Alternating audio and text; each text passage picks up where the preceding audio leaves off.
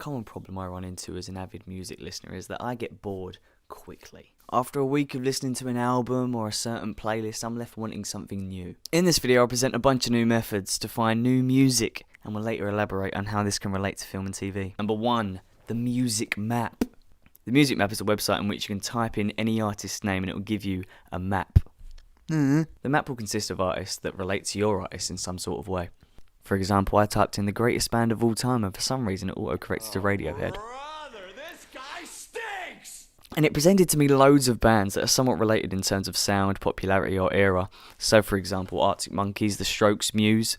Further away you have bands like Nirvana, and you'll notice that results bunch up into their own subgenres. So for example, down the bottom left are artists like Bjork, Portishead and Placebo who have a unique sound.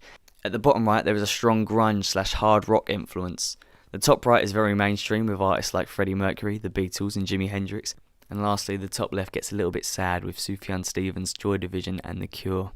But this can be done with any kind of artist. So for example, I'm going to type in Death Grips, a band I've been really into lately, so I can find more bands and artists that sound like them. And just like that, it gives me JPEG Mafia, who I know is very similar to Death Grips.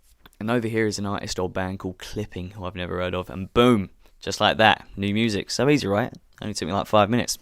Another. Number 2 is Musicgnuzik. I don't know. I'll be honest, it sucks.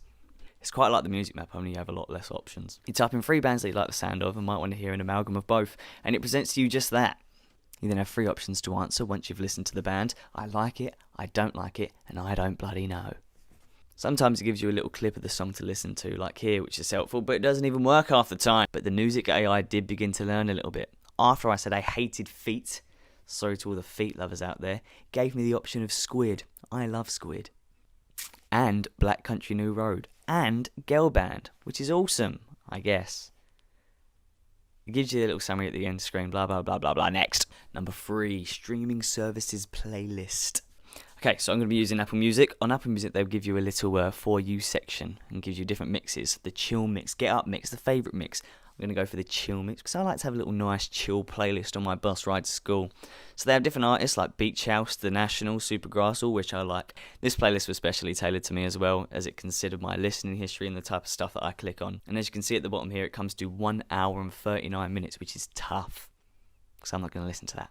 But I'll give it a good go. Here's my final verdict. Joe from the future, hello. So what would I say about the Apple curated playlist? I would say they kind of suck. Let me tell you why. The algorithm that Apple Music uses is it's very easily skewed. So say, for example, you put on the Macarena just because you're at a party. Someone goes, oh, I really want to do the Macarena for whatever reason. The next day on your playlist, it'll give you the hottest Latin pop.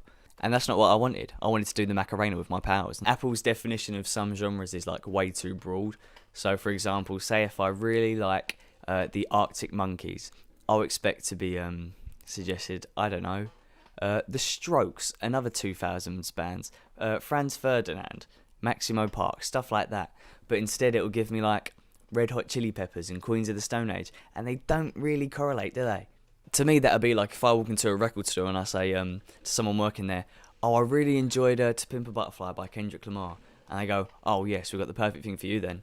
And they take me over to the L section and they go, oh, have you ever heard of Lil Pump? It's not the same, is it? So my final verdict, it's alright, innit? Number 4, YouTube. This section's going to be a bit long because music and YouTube takes up like 8% of my day-to-day life. But first up, we have one of my favourite channels called Colours. In their own words, Colour Studio is a unique aesthetic music platform showcasing exceptional talent from around the globe. Colours focuses on the most distinctive new artists and original sounds in an increasingly fragmented and saturated scene. Jesus Christ, that took so many takes.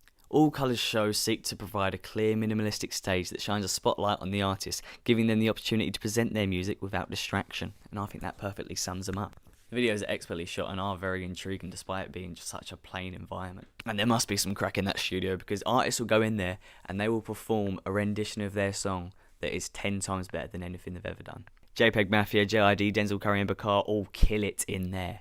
And don't be intimidated by the names you don't know because you'll find some proper gems in there. And if you don't want to do that, don't worry because there were some massive artists on there before they even blew up. Artists like Billie Eilish, Doja Cat, Joji, Gunna, just to name a few. The other channel I wanted to talk about was the Anthony Fantano channel. Anthony is a music reviewer, and if you consume music-related content on YouTube, you definitely know who he is, either through his channel or... Damn, boy, he's thick! or It's enough slices! he's a polarising figure in the online music community due to his many hot takes on popular albums. This is mostly because people throw a tantrum any time you don't agree with their opinion, which is not news to the internet, is it? Anthony provides a harsh critique on albums and singles on his channel, and have helped me learn to appreciate aspects such as mixing and mastering and albums' cohesiveness. All things that I hadn't taken into consideration ever before. And this is going to help in the future, because you're going to be composing your own music in the future for your own movies. And can you imagine how embarrassing it's going to be when you think you've cooked up some real heat and it just ends up sounding like this?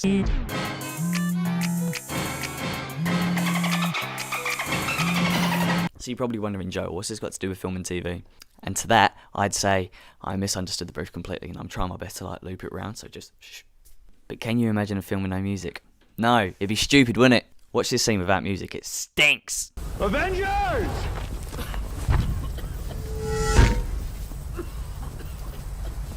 Assemble.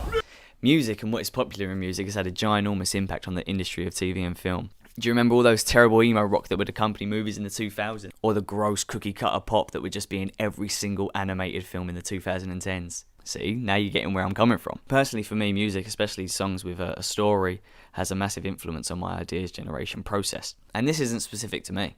Big-time directors like James Gunn of Guardians of the Galaxy and Edgar Wright of Baby Driver write whole scenes in those movies around a song that they wanted to include. Most notably Edgar Wright, he uses music as the focal point of scenes, whether it be the opening scene in Baby Driver or the synchronised zombie pub fight scene in Shaun of the Dead. That's a mouthful, innit? And that's it. Go find some music, guys. I believe in you.